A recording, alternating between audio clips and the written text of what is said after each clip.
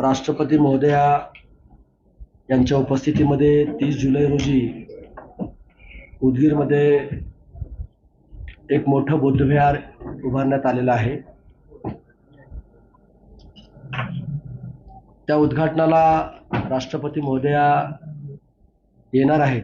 त्यानिमित्त आज press conference या ठिकाणी आयोजित केलेली आहे।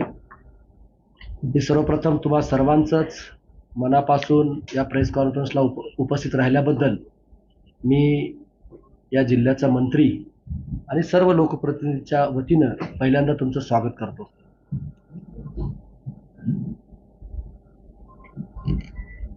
लातूर जिल्ह्यामध्ये मला वाटतंय दोनदा राष्ट्रपती येऊन गेले माझ्या म्हणजे असं बरोबर आहे ना। एकदा प्रतिभाताई आणि दुसऱ्यांदा प्रणयजी मुखर्जी आणि आता तिसऱ्यांदा द्रौपदी मुर्मू मॅडम आपल्या जिल्ह्यामध्ये त्या ठिकाणी येत आहेत आणि म्हणून त्यांचा कार्यक्रम अतिशय महत्त्वाचा कार्यक्रम आहे।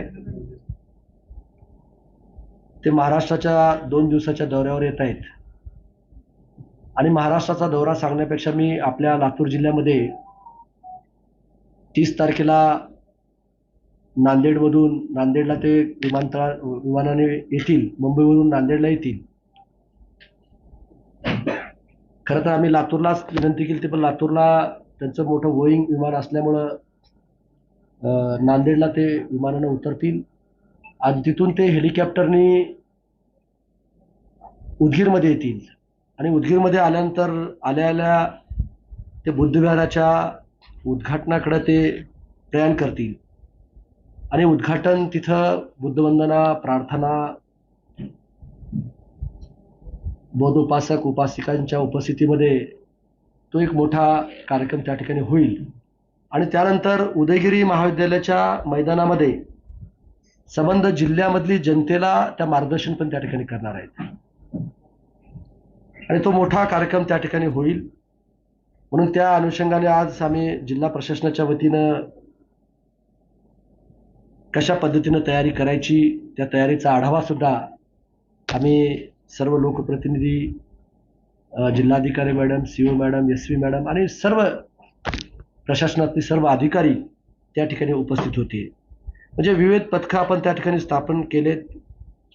कुण्या अधिकाऱ्यावर कोणती जबाबदारी द्यायची हे सुद्धा त्या ठिकाणी आम्ही सोपवण्यात आलेली आहे। म्हणजे दौऱ्याच्या अनुषंगाने करण्यात आलेल्या नियोजनाचा आढावा घेऊन एक सूक्ष्म नियोजन करण्याच्या सूचना मी आणि जिल्हा प्रशासनाने त्या ठिकाणी दिलेल्या आहे। सुरक्षेच्या दृष्टिकोनातून सुद्धा त्या ठिकाणी आढावा घेण्यात आला। म्हणून या कार्यक्रमाला राष्ट्रपती महोदया तर येतीलच, पण त्यांच्यासोबत महामहिम राज्यपाल महोदय सुद्धा येणार आहेत, त्यांना सुद्धा निमंत्रित केले।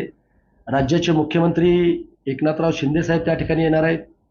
दुसरे दोन्हीही कर्तबगार उपमुख्यमंत्री देवेंद्र फडणवीस साहेब आणि आमचे नेते आदरणीय अजितदादा पवार साहेब सुद्धा आणि जिल्ह्याचे पालकमंत्री रामदास आठवले साहेब आणि जिल्ह्यातले खासदार सांगतो रामदास आठवले पालकमंत्री मला वाटलं पालकमंत्री नाही काय का रामदास आठवले आणि पालकमंत्री आणि आपले पालकमंत्री गिरीश महाजन साहेब आणि आपल्या जिल्ह्यातले खासदार, सर्व लोकप्रतिनिधी, MLC आणि काही मान्यवर त्या कार्यक्रमाला त्या ठिकाणी उपस्थित राहणार आहेत।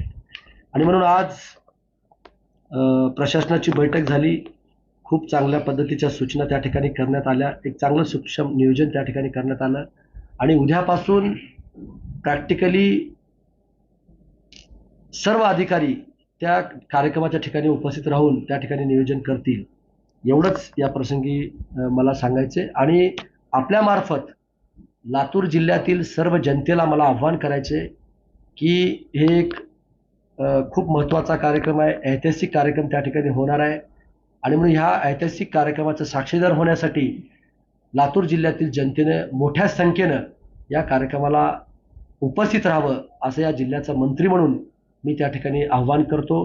तुम्हा सर्वांना माहित आहे मॅडमच्या बाबतीमध्ये की मॅडमचं एक वेगळं आकर्षण आहे की एक मॅडमच्या बाबतीमध्ये तुम्हाला सर्वांना माहिती आहे, आपण पत्रकारात चौथा स्तंभ आहात की एक शिक्षिका होत्या, त्यानंतर ते राजकारणामध्ये आल्या, आमदार झाल्या, मंत्री झाल्या, राज्यपाल झाल्या.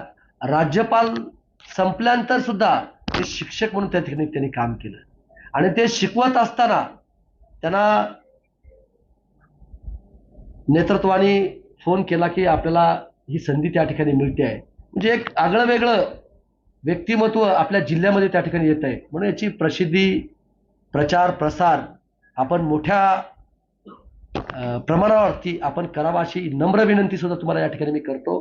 कारण आम्हाला आता आम्ही आमच्या मीटिंगमध्ये सुद्धा सांगितलं की आपले जे विद्यार्थी आहेत, विद्यार्थिनी आहेत, महिला आहेत, त्यांचं जीवन कसं संघर्षमय त्या ठिकाणी आहे, हे सुद्धा शाळा कॉलेजेसमध्ये किंवा आपण आपल्या पेपरमधून इलेक्ट्रॉनिक्सच्या मीडियाच्या माध्यमातून सुद्धा आपण त्या ठिकाणी सांगितलं पाहिजे.